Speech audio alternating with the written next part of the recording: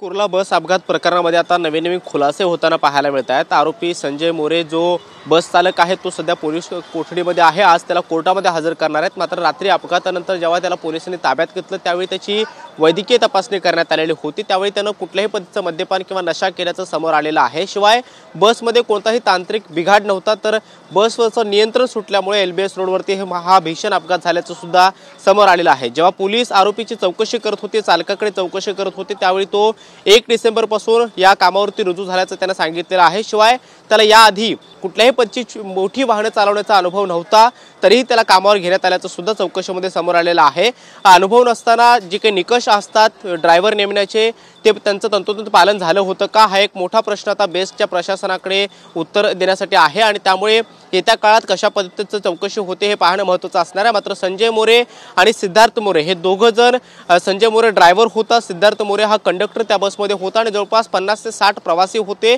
आणि पोलिसांच्या समोर ही बस वेगाने मार्केटमध्ये घुसलेली होती, कारण बंदोबस्ताला गस्तीवरती असणारे पोलीस कर्मचारी सुद्धा यामध्ये जखमी झालेले आहेत। त्यांच्या समक्ष ही बस जोराने मार्केटमध्ये घुसताना दिसली। अनेक वाहनांना तिने उडवलं। त्याचबरोबर जे पादचारी होते किंवा रस्त्यावरून जाणारे जे लोक होती ती सुद्धा यामध्ये गंभीर जखमी झाली। आतापर्यंतची अधिकृत माहिती जर पाहिली तर 7 लोकांचा यामध्ये मृत्यू झालेला आहे। पोलिसांनी यामध्ये गुन्हा दाखल करून संजय मोरेला अटक केलेली आहे। आज त्याला कोर्टामध्ये हजर करणार आहेत। मात्र कुठल्याही पद्धतीचा अनुभव नसताना मोठी वाहनं चालवण्याचा, छोटी मोठी वाहन चालवणारा माणूस कंत्राटी पद्धतीनं बेस्टच्या पदावरती चालक म्हणून कशा पद्धतीने आला, हा एक मोठा प्रश्न आता निर्माण झालेला आहे। त्यामुळे आज त्याला कोर्टात हजर केल्यानंतर त्याची पोलीस कोठडी मागण्यासाठी पोलीस या सगळ्या बाबी कोर्टामध्ये ठेवतात का हे पाहणं महत्त्वाचं असणार आहे। कारण ड्रायव्हरची नियुक्ती करताना त्याचे जे निकष असतात ते पालन अत्यंत आवश्यक असतं आणि त्यामुळे त्याचं पालन या ठिकाणी झालेलं होतं का, संजय मोरेची नेमकी नियुक्तीच कशी झाली आणि जर त्याला कंत्राटी पद्धतीवरती घेण्यात आलेलं होतं तर त्यामध्ये जो क्रायटेरिया होता तो फॉलो करण्यात आलेला होता का,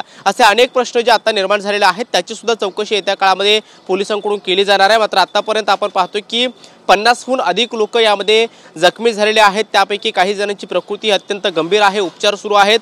मुंबईतलं भाभा रुग्णालय असेल, सेवन हिल रुग्णालय असेल, शिवाय आजूबाजूचे काही रुग्णालय आहेत तिथे त्यांच्यावरती उपचार सुरू आहेत। यामध्ये 4 पोलीस कर्मचारी सुद्धा जखमी झालेले आहेत आणि गाड्यांचं अतोनात नुकसान झालेलं आहे। जवळपास 40 ते 50 वाहनं जी त्या रस्त्यावरती होती त्या सगळ्या वाहनांना या बसनं धडक दिलेली होती आणि डॉक्टर बाबासाहेब आंबेडकर नगरच्या एका कमानीला जाऊन बस ज्यावेळी धडकली तेव्हा ती थांबलेली होती। मात्र या दरम्यान जवळपास 500 मीटरच्या अंतरावरची जी काही लोक होती किंवा गाड्या होत्या त्यांचं सुद्धा मोठं नुकसान झालेलं आहे, ते जखमी झालेले आहेत। सध्या कुर्ला पोलिसांकडून या सगळ्या प्रकाराचा तपास सुरू आहे। मात्र संजय मोरेच्या बाबतीमध्ये या ज्या काही बाबी आहेत त्या अत्यंत धक्कादायक आहेत आणि पोलीस चौकशीमध्ये समोर आलेल्या आहेत।